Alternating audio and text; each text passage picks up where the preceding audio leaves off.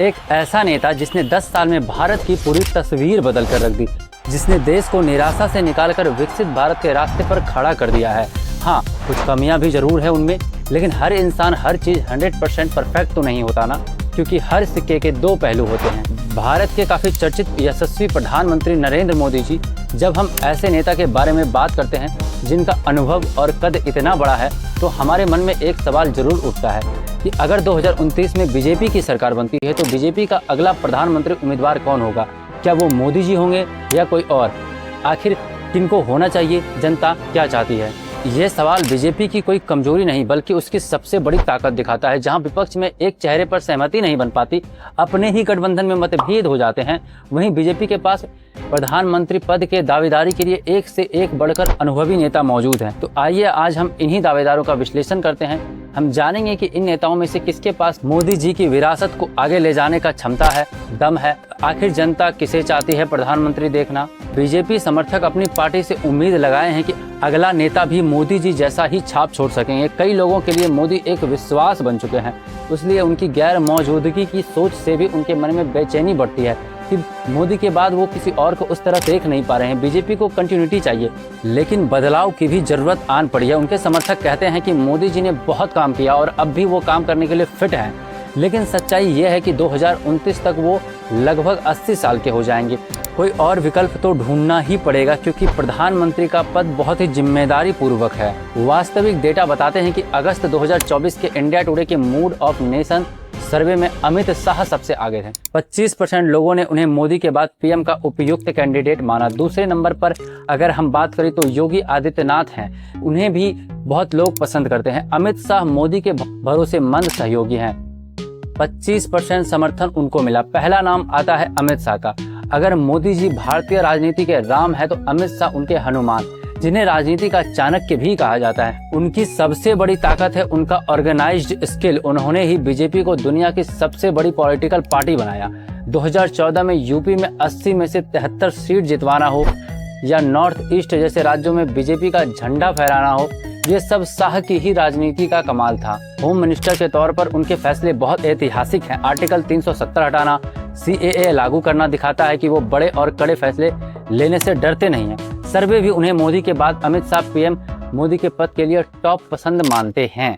काफी जनता का मानना है कि अमित शाह का मतलब कंटिन्यूटी, यानी मोदी सरकार की मजबूती और निर्णायक लीडरशिप बिना किसी ब्रेक के चलती रहेगी, और उनके जैसा ही उनका स्वभाव भी है। योगी आदित्यनाथ यूपी सीएम हिंदुत्व छवि के लिए जाने जाते हैं। 19% लोग उन्हें भी समर्थन देते हैं, और इसके लिए दूसरे दावेदार प्रधानमंत्री के लिए योगी आदित्यनाथ का भी नाम आता है। आज की तारीख में वो एक फिनोमिनन बन चुके हैं। उनकी सबसे बड़ी पहचान है यूपी मॉडल। जिस यूपी को कभी बीमारू राज्य कहा जाता था, आज वो देश की दूसरी सबसे बड़ी इकोनॉमी बनने जा रही है। बुलडोजर बाबा उनकी छवि माफिया राज का अंत कर दिया। वो हिंदुत्व के लिए एक इम्पोर्टेंट फेस है। गोरखनाथ मठ के महंत होने के नाते उनका जनता से एक महान आध्यात्मिक जुड़ाव भी है। पीएम मोदी के बाद बीजेपी के सबसे पॉपुलर स्टार प्रचारक वो योगी जी भी हैं। तीसरा नाम आता है नितिन गडकरी का, जिन्हें लोग प्यार से express way man of India भी कहते हैं। जिनका काम बोलता है। उनके कार्यालय में भारत का हाईवे नेटवर्क लगभग 60% से ज्यादा बड़ा है। वो सिर्फ सड़कें नहीं, वो भारत की तरक्की का रास्ता बना रहे हैं। उनकी सबसे बड़ी यूनिक ताकत है उनकी क्रॉस पार्टी अपील। विपक्ष के नेता भी उनके काम की तारीफ करते हैं। 2024 के बाद गठबंधन राजनीति में ये एक बहुत बड़ा प्लस पॉइंट है। वो आरएसएस की पृष्ठभूमि से आते हैं, लेकिन उनकी छवि एक विकास पुरुष की है। नितिन गडकरी का मतलब है एक्सपेंशन, यानी एनडीए गठबंधन को और बड़ा करना और विकास के नाम पर नए वोटर्स को जोड़ना है।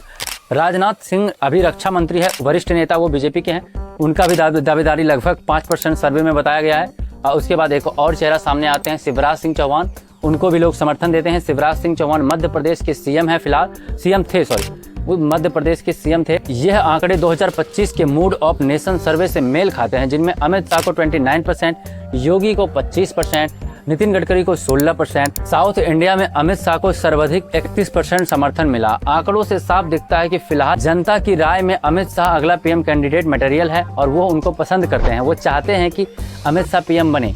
और भी नाम है, जैसे जेपी नड्डा हैं, स्मृति ईरानी हैं, एस जयशंकर हैं, कभी वो भी चर्चित में रहे हैं, लेकिन सर्वे या आंकड़े में इनका खास कुछ जिक्र नहीं है। फिलहाल देखिए, आगे का कुछ पता नहीं है, आगे कुछ भी हो सकता है। वो पार्टियां डिसाइड करती है कि हमें किसे पद पर चुनना। जैसे आंकड़े सिर्फ इतना बताते हैं कि लोग सबसे ज़्यादा किसको पसंद करते हैं, लोग किसको सबसे ज़्यादा चुनना चाहते हैं प्रधानमंत्री के लिए, लेकिन अंतिम निर्णय बीजेपी के हेड और आरएसएस द्वारा लिया जाएगा। द इकोनॉमिस्ट के हवाले से मिंट में छिपी रिपोर्ट कहती है कि मौजूदा सर्वे में अमित शाह, योगी, गडकरी टॉप पर हैं, पर मोदी के बाद कौन बनेगा प्रधानमंत्री, इसका निर्णय आरएसएस के ऊपरी पदाधिकारी द्वारा होगा।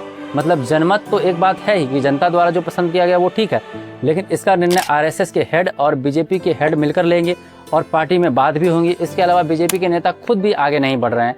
ये भी, अगर जैसे उदाहरण के लिए हम बात करें नितिन गडकरी जी की, तो नितिन गडकरी ने एक इंटरव्यू में साफ कहा कि मेरा कोई एम्बिशन नहीं है पीएम बनने का, यानी मैं कोई प्रधानमंत्री नहीं बनना चाहता। उसका कहना है कि उन्हें उपयुक्त माना जा रहा है पर वो खुद पीएम नहीं बनना चाहते हैं। यही चश्मा अमित शाह पर भी फिट होता है। अक्सर वो कहते हैं कि मोदी जी देश के नेता हैं, उनकी जगह किसी और की बात नहीं होनी चाहिए। वहीं राजनीतिक विशेषज्ञ भी अभी अलग अलग राय रखते हैं। कुछ मानते हैं कि मोदी खुद अगला पीएम चुनेंगे, जैसे कि वाजपेयी के बाद हुआ था, पर आगे क्या होगा ये किसी को भी पता नहीं है। ये पार्टी की इंटरनल मैटर है और वो अभी नहीं डिस्क्लोज करना चाहते हैं। वो अपने टाइम आने पर वो खुद ब खुद इसको डिस्क्लोज कर देंगे। बीजेपी की तरफ से कोई आधिकारिक संकेत नहीं है अभी प्रधानमंत्री पद के बारे में कि वो किन्हें प्रधानमंत्री पद के लिए उम्मीदवार बनाना चाहते हैं। बातें कहानी में तब रोचक हो जाती है जब चीज़ें की तुलना करें। जैसे इतिहास में हमने देखा कि किसी बड़ी पार्टी के लीडर के बाद नया नेता चुनना आसान नहीं होता है।